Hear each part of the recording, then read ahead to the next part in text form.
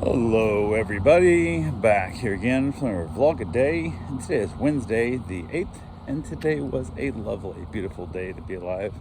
Got this morning earlier than I wanted to, but kind of a weird time frame of getting things done. Got out there, got my dog outside, had some poop to clean up, and it's pretty much, now it's more of a expected to clean up poop every morning when I get up, as opposed to, it's more of a surprise and I guess like a bonus when I don't clean up poop after him, as opposed to before it used to be like a real disappointment when I had to. So now I'm just kind of accepting the fact that it's poop every day and deal with it, and then basically go from there. So the days I don't have to clean up poop like today seems like a bonus day to me. So went ahead, one of the reasons I bought the flooring I put in my house that I basically installed was 100% waterproof, and it cleans up pretty well. So it's one of those things that makes it pretty easy. So I got like a little mop system set up with like just the big terry cloth towels that I can basically hose down. I got a mixture of cleaning supplies I make that I'll pick up the big pieces and I'll soak it down, scrub it with the towel and the mopper, then I flip it over and finish it up one last run, and it's clean. So it's as good as any mop is going to get when doing the whole floor, so you're not putting it back in dirty water, so it works out real well that way. So but went ahead and got that done. Had to take my wife to the doctor this morning, and then had a dog getting dropped. I got 3 dogs getting dropped off today, but one's getting dropped off early, the other 2 are getting dropped off a little bit later. So went ahead, the first one I asked them if they could drop it off a little earlier than it had been this week, and they said absolutely not a problem. So they went ahead and dropped the dog off a little early for me so I could make sure I had the dog here in time. And then I took the dog with me to the doctor's appointment, and he likes car rides for one thing, and 2, gets me out of going in the doctor's office, which is good for me also. But we were having an early morning appointment because the last time we've been there like 4 times for my husband, and every time it's at least an hour and a half late, and it's almost exactly an hour and a half late. We've had an hour and 45 minutes and an hour and 28 minutes. But other than that, it's been like in between. So you got 4 times been late, and you're an hour and a half late for each one of these appointments. Like, how is that possible? It just doesn't make sense. So, but the morning time shouldn't be that late. I shouldn't have that many things that went wrong yet, and hopefully it'll be better. So went ahead, wife's ready to go to work finally, so I grabbed the dog. We headed out, got in the car, waited for her to come out. She jumped in the car, headed up, got her to the appointment, plenty of time, and everything was good. Dropped her off, went and found a semi-shady spot to park in, got the dog out, went for a walk around one of the office buildings there, the medical facility buildings. Dog got some pets from strangers coming out, and he loved that. So, and the reason he went with me is because I have 2 more dogs getting dropped off, and like 9 o'clock this morning, and knew I would not make it back in time for that. And on top of that, the one's really skittish that is like kind of scared of new dogs and kind of had to be introduced slowly. And the other thing is the old grumpy dog that's with me gets a little bit grumpy when he deals with new dogs and he meets new dogs, kind of thing. So it's one of those situations in life where I have to basically keep an eye on him when he meets new ones, because often he needs a little reminder from a human to be nice and be a kind dog, not to be a butthead. So I wanted to be there when they met to make sure that went smoothly. That way it doesn't fester into more problems down the road. So it was all good. Appointment went fairly quickly. She got in and out of there, took more x-rays and all that stuff. I guess they told her she's got the way her knee's healing, there's some like muscles that are pulling to one side, which is causing her more trouble. So their physical therapy, they're gonna have her start doing different exercise to try and strengthen the other muscle to help keep the kneecap straight, because right now it's pulling off to the side. So it sucks. It's just that slow run of healing. So while I was there, the other 2 dogs got dropped off. My mom was at the house, so went perfectly fine, all smooth. Everything went good. They headed back out. The owners left. I got down to the doctor appointment, headed back to drop my wife off at work, dropped her off, and then I was able to get home, introduce the dogs. Had to have a little bit of talk with the old grumpy dog, remind him he has to be nice. He can't be a grumpy dog his whole life. So then after that, dogs got along perfectly fine. Everybody was having fun. Everybody was having a good time.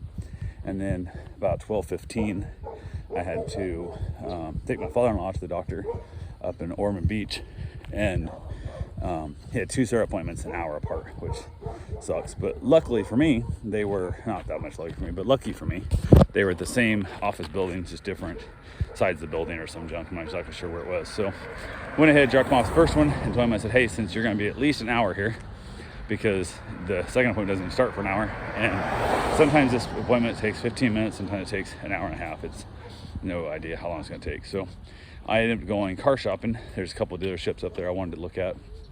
One of them deals a lot in late model, like Audis and BMWs and Mercedes and stuff, and often have little fun little Z4s and little TTs and that kind of stuff and whatnot. So stopped in there. I'd stopped in there a long time ago, years ago. They had a BMW M4 that was a wide body kit, and it was just a very beautiful car, but at the time didn't quite make sense for it. So wife didn't think she could see up over the seat enough to drive, and then I found out there's ways to basically get like a adjustable seat, so it raises her up so she can see over the dash a little better at her short height. So went and looked at those. They didn't really have anything that jumped out at me. There was a Mercedes SL 500 there. It was a pretty nice car. That was, I don't know, it wasn't great. It didn't jump out at me. It was one of those things for, I think it was only like 12 grand, so it wasn't a lot of money, but I look at anything under 10 grand as like a throwaway car that when something major breaks, you just get rid of it and it's not worth fixing.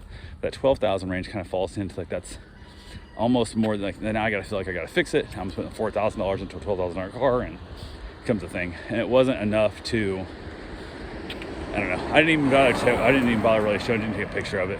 Figure she can look it up online. She wants to see what it looks like. But the color combo was not great, and there was a lot of issues with it. So let them know I was looking for a blue convertible if they have anything.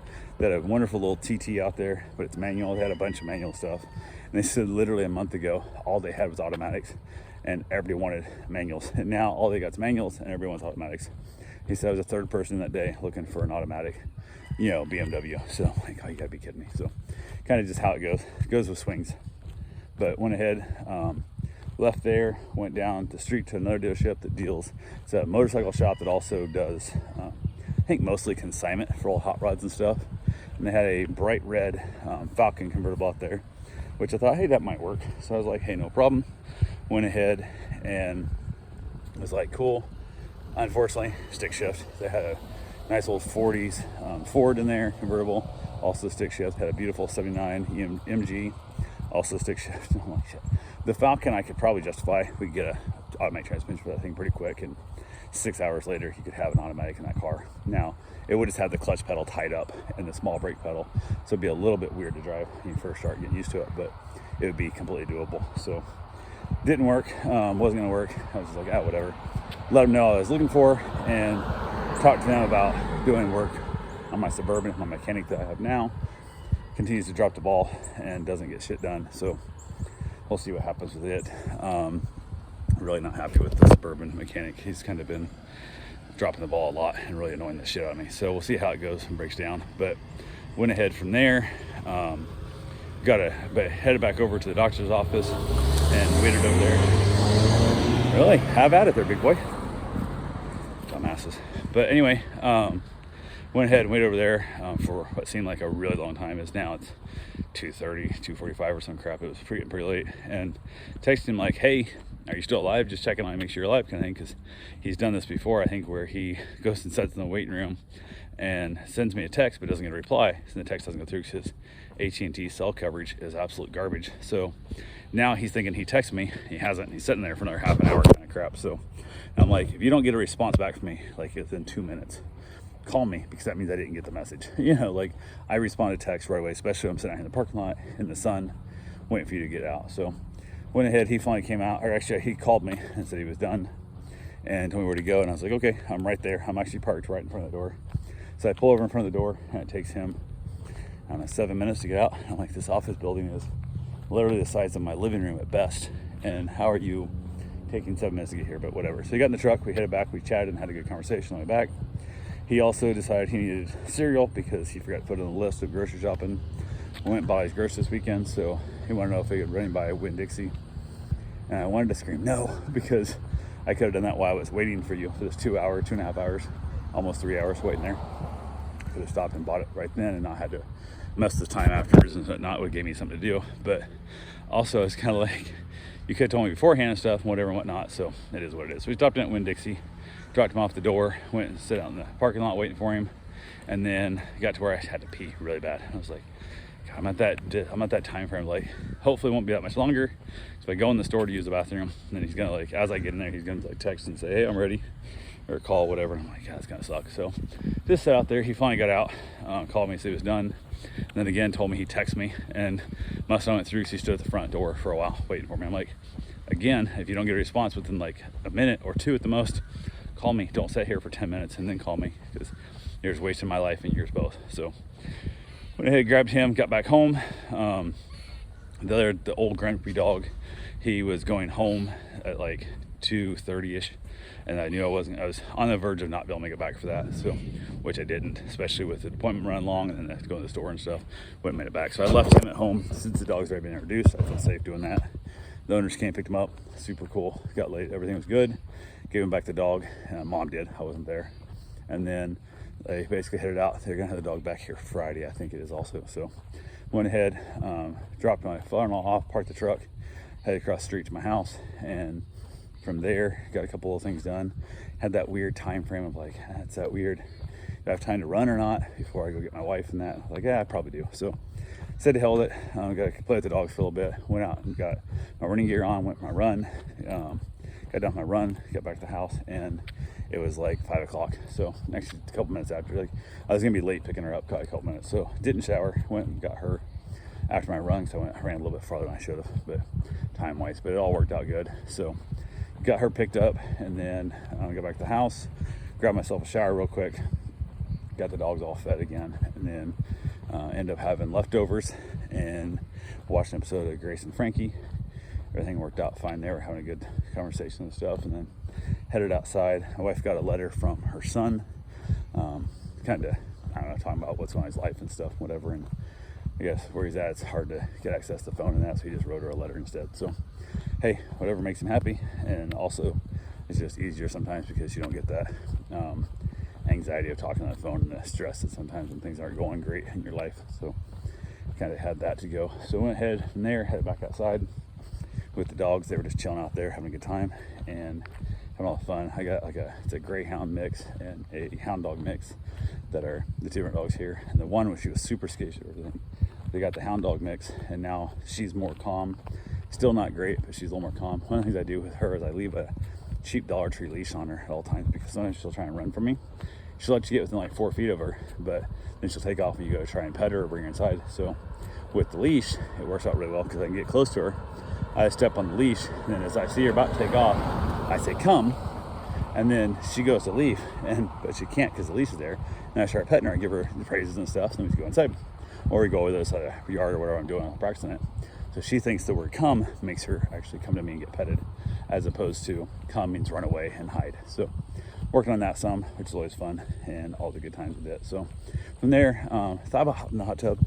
I was like, I don't really do the hot tub at night. It just kind of is what it is. So chilled out there a little bit, and then finished up my cigar, headed inside, ate some Doritos, watched a little bit of Blue Bloods, because my wife said it was like already past midnight, she didn't want to watch anything. So watched some Blue Bloods, although she was awake the whole time, and she was still awake when I turned on the comedy special to go to bed. So kind of is what it is. She could have watched an episode of Cheers and been fine, but it wasn't what she wanted to do right then. So appreciate her not wanting to watch anything, which is fine. Give me a chance to watch some Blue Bloods, which I don't get to do very often anyway. So that's all I got for right now. Oh, I also got a text from my mechanic, almost forgot that, late this afternoon, that basically asked for it to stop by tomorrow. And I text right back saying, hey, yeah, no problem, what's up? And no response. And I'm like, okay. I'm like, are you giving up on my truck? Are you gonna take it down? I can haul it off. Like, I'll go buy a car trailer tomorrow and pick it up. Like, what's going on? No idea. So I'll find out tomorrow what's going on with the mechanic and how long before we can get my truck back. So I told him, I said, dude, this is not just a toy. Like, this is my work truck. Like, I bought this to work. I bought this to haul animals and shit. Like, I need my truck back.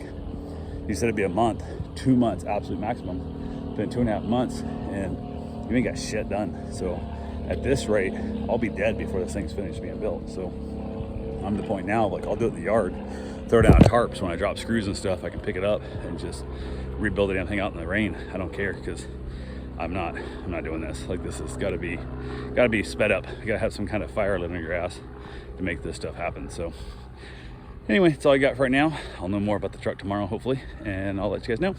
Have yourself a safe, wonderful day. Thanks for watching.